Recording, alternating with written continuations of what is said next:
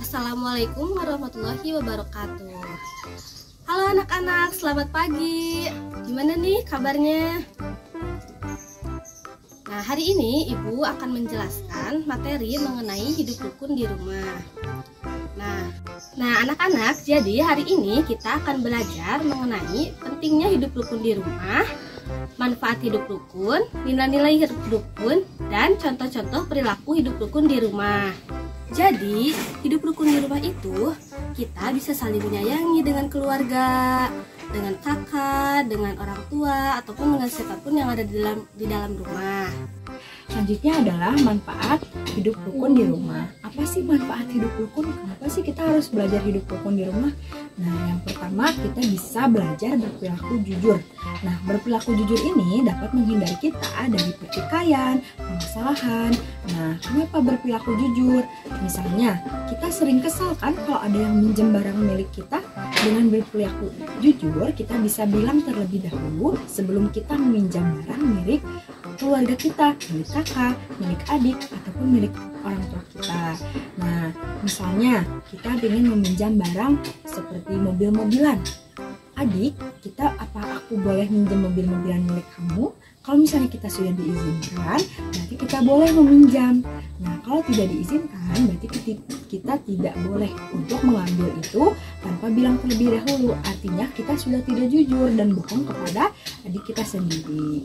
Yang kedua, kita akan dapat menyelesaikan masalah bersama. Kalau misalnya kita hidup rukun, kita bisa menyelesaikan masalah bersama-sama sama keluarga, sama adik, sama kakak. Misalnya kita punya masalah nih tentang PR. Kita nggak ngerti PR kita ini harus diapakan. Kita akhirnya kan nanya kepada anggota keluarga kita, ke kakak, ke adik, dan ke orang tua. Dan PR pun dapat terselesaikan. Yang ketiga, kita dapat menambah pengetahuan. Kita kan tidak semua tahu tentang pengetahuan di dunia ini. Selain kita bertanya kepada guru, kita juga bisa bertanya kepada kakak ataupun orang tua. Nah, dengan hidup rukun, kita bisa bebas menanyakan kepada kakak, adik, dan orang tua mengenai pengetahuan yang kita tidak tahu. Yang keempat, menyelesaikan pekerjaan rumah dengan cepat. Nih, kita kan pasti ya sering diberikan pekerjaan rumah sama orang tua.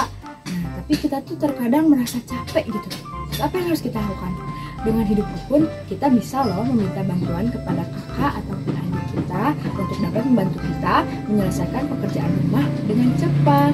Nah, jadi hidup rukun ini membantu kita untuk dapat menyelesaikan segala sesuatu dengan cepat dengan bantuan dari orang tua, kakak, ataupun adik.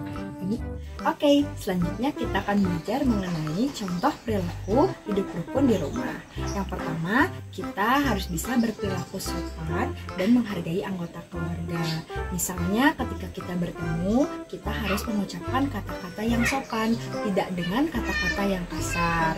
Misalnya kata sopan, menyapa terlebih dahulu, mengucapkan salam, dan yang lainnya. Yang kedua, menyapa orang tua atau keluarga dengan bahasa yang sopan, tidak dengan bahasa yang sering diucapkan kepada teman ya.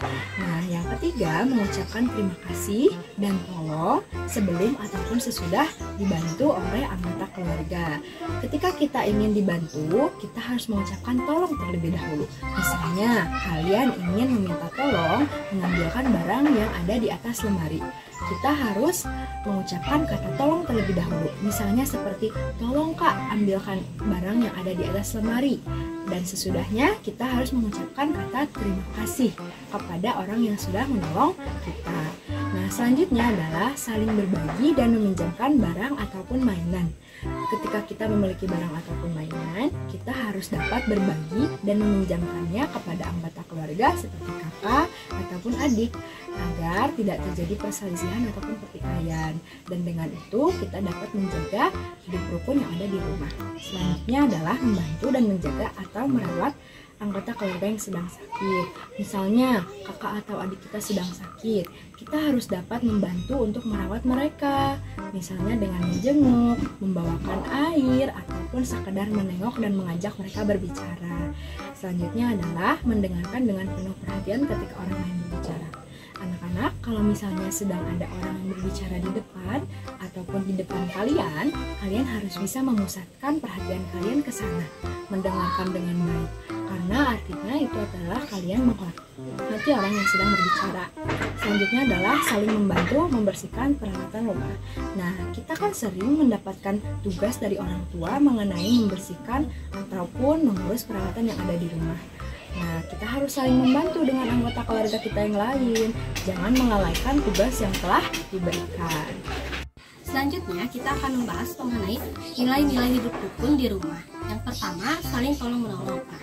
Jadi, setelah kita mempelajari materi mengenai hidup rukun di rumah, kita itu akan mengetahui apa sih tolong-menolong itu.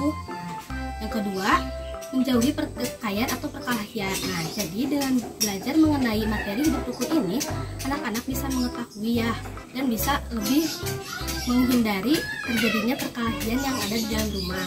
Yang ketiga, menghormati pendapat. Nah, jadi dengan belajar materi mengenai hidup rukun di rumah, kita itu akan belajar menghargai pendapat yang lebih tua, seperti kepada orang tua, kakak, ataupun siapapun yang ada di dalam rumah.